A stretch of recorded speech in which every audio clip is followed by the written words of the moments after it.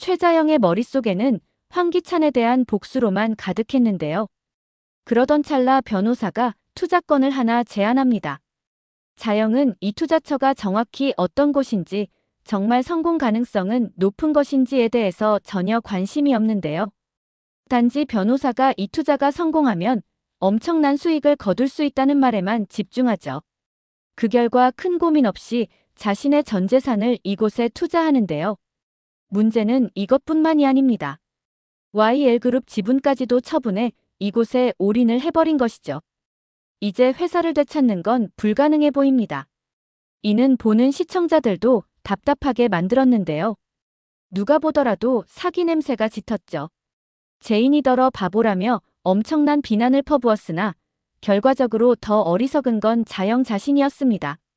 재벌 사모님은 온데간데 없고 지금 당장 머물 곳조차 없는 자영이 되어버렸죠. 변호사는 연락 두절되고 현재 머물고 있는 호텔조차도 숙박비가 밀려있는 상황입니다. 정말 추락하는 데는 몇 초도 걸리지 않는 듯하죠. 그런데 이 사기를 주도한 사람이 바로 황기찬인데요. 자영은 그의 계략에 완벽히 넘어간 것입니다. 변호사가 사전에 황기찬에게 매수된 사실도 모른 채 투자 이익만 쫓다 완전히 거지가 되어버렸죠. 자영은 그제서야 자신이 황기찬에게 또다시 당했음을 깨닫게 됩니다. 결국 최 회장 밑에서 일하던 도민준의 도움으로 그의 집에서 기거하게 되는데요. 그런데 최자영이 정신 차리려면 아직 멀었나 봅니다. 오갈 데 없는 사람 집에 데리고 왔더니 이렇게 비좁은 집에서 어떻게 사냐는 등 불만 불평으로 가득했는데요. 정말 개고생을 해봐야 정신을 차릴 듯 싶습니다. 강미란에게도 엄청난 위기가 닥쳤는데요. 그는 자신 아들 승우를 회장 자리에 앉힐 욕심에 올케인 최자영을 배신했죠. 그리고 황기찬이 승우를 회장 자리에 앉혀줄 거라 철석같이 믿고 있습니다. 하지만 황기찬은 그럴 마음이 전혀 없는데요.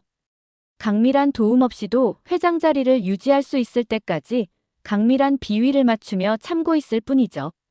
그런데 드디어 그 순간이 온 것 같은데요. 최자영 지분까지 손에 넣은 황기찬으로서는 이제 강미란 도움 따위는 필요 없게 된 것입니다. 결국 황기찬은 강미란을 회사에서 어떻게 쫓아낼까 궁리를 하기 시작하는데요. 그리고 자신이 했던 방식을 그대로 적용하죠. 바로 회사 공금 횡령으로 엮어 넣는 것입니다. 검찰에 인맥도 있겠다 사건을 언론에 흘려 공론화시키고 그를 구속하는 건 일도 아니죠. YL그룹을 차지하는데 이것보다 더 좋은 명분은 없습니다. 그리고 강미란까지 회사에서 내치고 나면 이제 완벽하게 회사를 장악하는데요. 생각만으로도 즐거울 뿐이죠. 사실 진짜 공금 횡령은 강미란 짓이 아니라 황기찬과 세리가 했던 불법 행위인데요. 도희가 자신들의 대상으로 내부 고발했던 일이기도 하죠. 그런데 그 비리를 강미란에게 뒤집어 씌우려 하는 것입니다.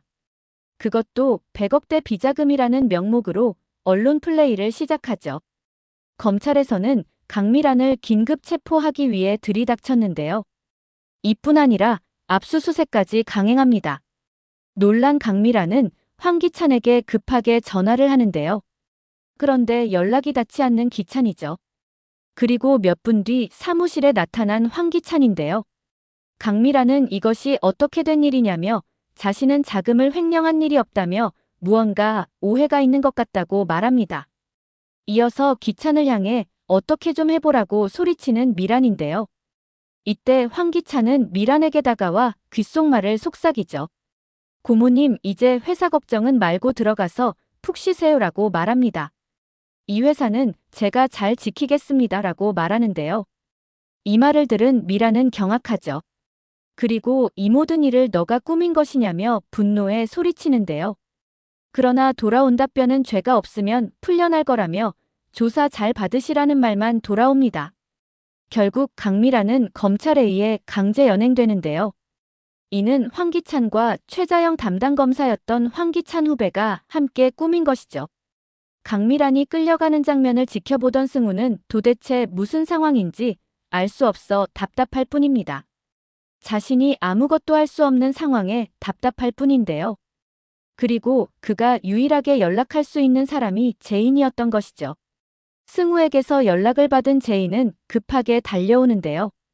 그리고 이 모든 것의 배후에는 황기찬과 세리가 있음을 승우에게 알립니다. 승우는 큰 충격을 받게 되는데요.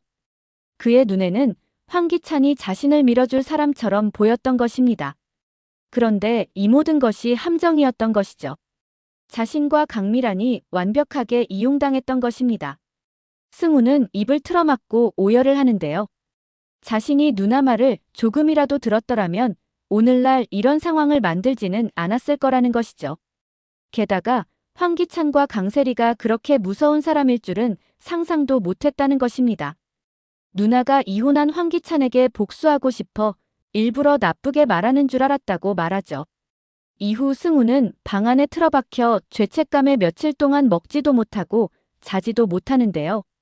그는 스스로에게 어떻게 그들의 거짓말을 몰랐을까라며 끊임없이 되물어보죠. 며칠 후 제인은 승우를 찾아오는데요. 그리고 승우가 도와줄 것이 있다며 그에게 도움을 요청하죠. 그리고 도희 죽음에 대한 진실을 승우에게 이야기하는데요. 아마 도희 죽음 뒤에도 황기찬과 세리가 있는 것 같다고 말하죠. 그러면서 도희의 노트북에 증거가 있을 것 같다며 노트북의 행방에 대해서 물어보는데요. 그러자 승우는 노트북 자신이 가지고 있다며 사수인 도희의 마지막 유품인 것 같아 차마 처분할 수 없어 자신이 보관하고 있었다고 말하죠. 이렇게 노트북을 확보하게 되는데요.